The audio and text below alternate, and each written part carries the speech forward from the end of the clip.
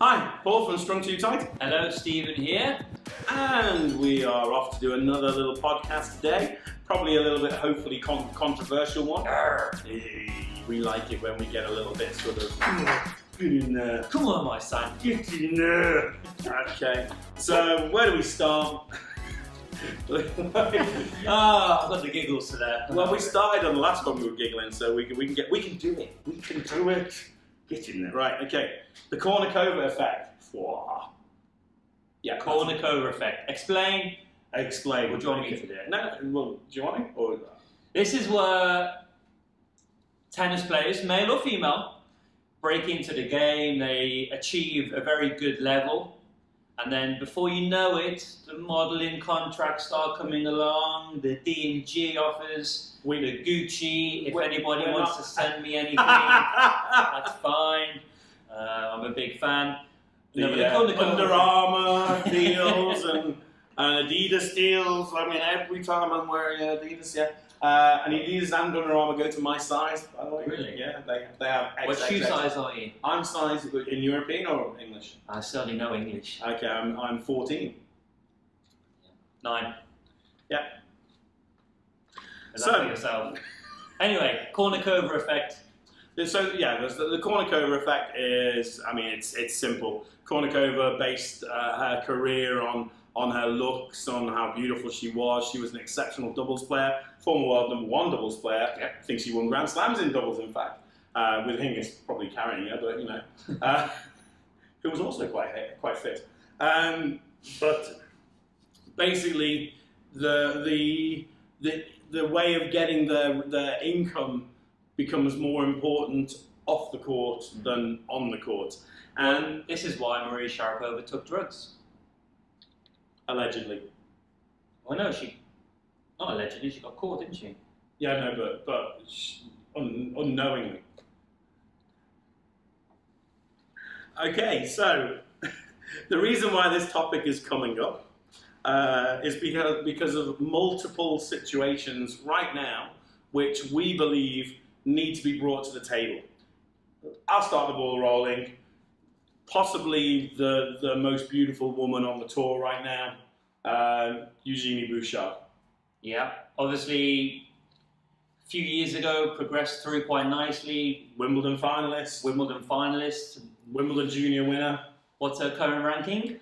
120 something. 120, and there's obviously been a huge shift. Obviously, you know, I follow her on Instagram and Twitter and Facebook like I do everybody else, and her pictures now are of Maxim shoots, and she's not wearing much. Sports Illustrated. Even little things like eating ice cream at night, you can sort of tell she's just not in it in terms of the tennis, which might be fair enough. You know, she's obviously achieved quite a lot and fantastic. You know, you have to work hard to get to that situation. But now, is tennis her absolute priority? No. And, you know, the horrible thing about Bouchard is that she was the next big thing. It was supposed to be that she was going to be the Canadian hope, the sweetheart of Canada, etc., etc. The next Sharapova. The next Sharapova. And she was awesome. I mean, she took the ball so early. I mean, obviously there's no second gear for her, but yeah, the looks seem to take more of a priority. She's lost her contract with Babolat. Yeah. I think she's lost her contract with Nike because, yeah, she's not the darling anymore. And I don't think she's done herself any favours with this lawsuit, which has been settled outside of court over Slipgate. Well, but I mean, if you slip at a tournament, I think she was concussed, no? Yeah. If you slip in any shower, do you not think to yourself, oh, you dozy mare, you should have kept it? It's a bit different, though, from tripping over some... Where there's a blame, there's a claim. And I'm sorry, but I am totally against this culture. This is a disgusting, greedy, looking for an easy way out culture. I mean, I think she's donated her proceedings of that. I think that her well, not all of them, but there's She some made deal. millions out of it. She will have done for sure. But you know, the reason that I wanted to discuss that is because, you know, that's taken a girl's career and I mean, she's still 24, I think 23, 24. She's still got time, but do you see it? I think she's going to fizzle out in the next 2 years. Yeah, I'm sad to say it, but I think she's going to, and she's going to become a laughingstock because, like Kournikova, she's a pin-up girl. Now, Wozniacki also went through a phase of that, I believe, where she was still good, don't get me wrong, but she got to world number 1, she'd lost her ranking then, she was going down lower, and, the Sports Illustrated, beautiful blonde chick, whatever. And by the way, this isn't just for females. You could argue that Lopez, Feliciano Lopez, Fernando Verdasco, 2 very handsome, hunky guys who prance around in their underwear for like Calvin Klein and Gucci's and whatnot. Armani, yeah. One of them's Armani.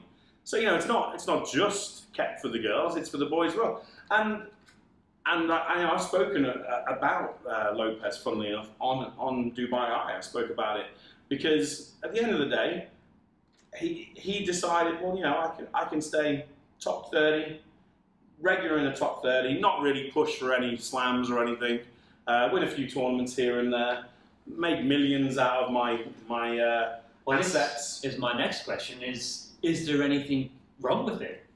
Well, that's the Kournikova was slated for it. Yeah, because she was probably the first real person to do it. Because you and I think that Heather Watson's fallen into the trap, don't we? Yeah. Heather Watson, very attractive lady. Well, I think I think we both think she's lovely. She's a bit of a pin-up girl in the UK. If you remember when she wore that weird, it was an awful dress, but she looked great. That green dress. I remember my wife hated it, and it was an awful dress. But I thought she looked fantastic with the umbrella. It was a Wimbledon. The sequins thing. No. It was like this green. It was like this racing green one for Jaguar because she's sponsored by Jaguar, isn't she? So yeah, I remember it very, very well. But yeah, she looked awesome in it, and she's a pin-up girl, and she's now going down the rankings. And again, you look at her Instagram, she spends more time fanning around. Yeah, she's by the pool. Yeah, eating food, having going partying and stuff. I don't begrudge it. Do you know what? I don't begrudge it. The one thing I would say as a fan, and I'm not a coach, I'm nothing more than a fan, is that if I'm asked who's my favourite player, female, I'll first of all always say Kasatkina, okay? I've made that clear, I'm a big Kasatkina fan. And then it'll be Heather, for sure. And as a British guy, I'm always going to pick Heather and Laura, Conta maybe, less so Conta. I don't want Conta as much as I do with Heather. But Heather definitely. But what I would do, it's like I watch Kasatkina because I'm impressed by everything that she represents. I watch Heather because she's British and I want to see her do well. So it's kind of like, my expectations are very, very low of Heather. Maybe if I thought that she was giving everything, and I'm sure she's giving so much, but I don't think that she's as focused as a Kasatkina or a Muguruza. I think someone like Svitolina, I think seems to have a nice balance. Like now and again, she'll do a post about she's done a modeling thing, but a majority of hers are around tennis, and you can still she's pretty focused in the gym. You know when we did the DDF this year, Dubai GTV Tennis Championships, Svitolina, as you know, won it last year. They were putting all the posters around the stadium, and John Guntley and I, we were looking at the images going, who's that? Who is that? We didn't know. But we just thought it was like some random chick that they got, and we didn't realise. I mean, Svitolina, she looked so different. She does look very different. It was just, we literally were looking at her going, no, that can't be her. That can't. I mean, she looked amazing on it, but like you said, she's got a decent balance. Yeah, she's got the balance. I say, you always got to remember what gets you these modelling contracts is your tennis. The hard work gets you into the public eye, like Sharapova did, broke through, and then obviously the tennis started to wane. She took the drugs because she didn't want to lose all of her contracts. I think you'll find she was taking the drugs before she got that 17 she or got whatever. strong. Yeah, well, that's what I'm saying. Can we say that? I'm sure we can't say that, Why not? We just did anyway, so don't worry about it. Well, I said it, not him. But like I said, Sits on the fence. I think it just, I sit on the fence. I'm the one that gets into trouble for not sitting on the fence. I need to, like, I'm this big, so I can't. The fence will be crushed. Is Djokovic going to mention when he took drugs? Or Nadal? Do you want to start talking about your thing now? You can't say that. Just so you know, he's just joking, and yes, let's not get us taken off there. You're an idiot. You're such. That's not libelous. It's an opinion. Allegedly. It's allegedly an opinion, or it's allegedly? No, my opinion. They allegedly took drugs. Okay. Well, we'll see about that one. There's a report. There's a £15 million report, 2,000-page dossier about corruption in tennis coming out very soon. So I'm highly interested into seeing what. I kind of think most of it will be around match fixing, if I'm honest, because in all honesty, it does go on. But drug-related stories, interesting. There are many rumours out there. I'm sure they are mostly just rumours, but you know, there's no smoke without fire in my world. Yeah, I mean, I'm really looking forward to this report. I think it's going to be very, very exciting to see what's coming from that. I can guarantee the pros are panicking a little bit, shall we say? Well, Kyrgios is injured all of a sudden, isn't he? Shut up! Hurry up, Kyrgios, get back. He's always injured now. He's not. He's doing what they all do now. All the pros, Federer's created this.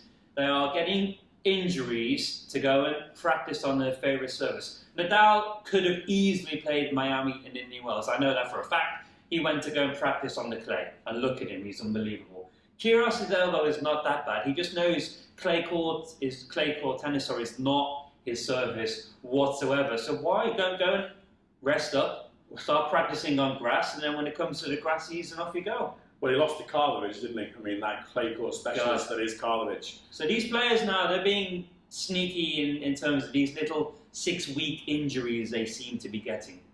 And then coming back miles better than what they went away on. Yeah, I think Federer's created it. It comes back to your theory about should we just lose the clay? Get rid of it. But you know, a lot of the players are just basically, well, I can't do anything. I can't achieve anything on clay anyway. It's not my surface. You know, the Spanish, the South Americans. Nadal is alive. Nadal is here, so for as long as he's not dead, we may as well not bother and risk injury. So that's fair enough.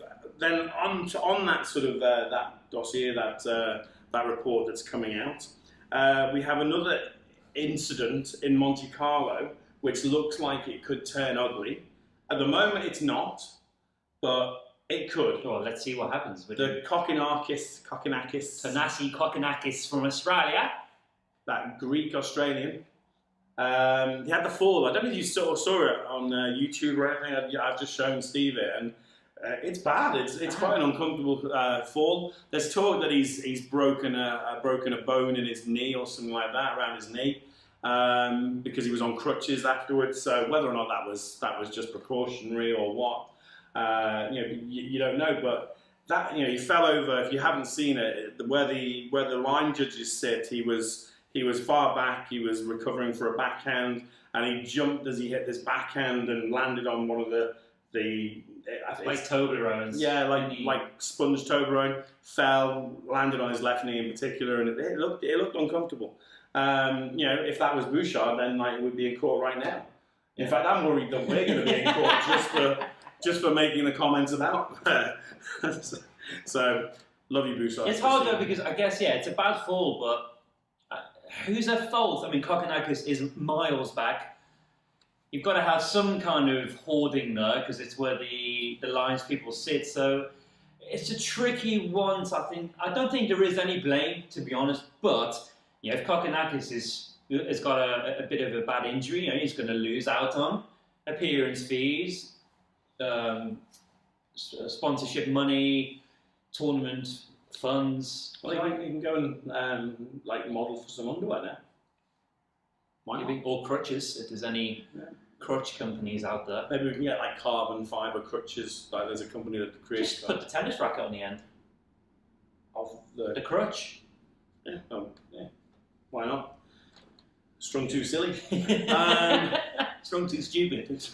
Well, I think where we're going with Bouchard's thing for me, because you've got to talk about a certain Madison Brengle. Yeah. The Bouchard thing for me, it stinks of the society that certainly the North Americans are sort of in with now, which is where there's an opportunity to claim off somebody for damages if you trip on a ball on a court, which, if you fall out of a tree or something like that, then the person who planted the tree is going to prison forever. And it's a good analogy. But that's where it is. It's the cotton wool nanny state.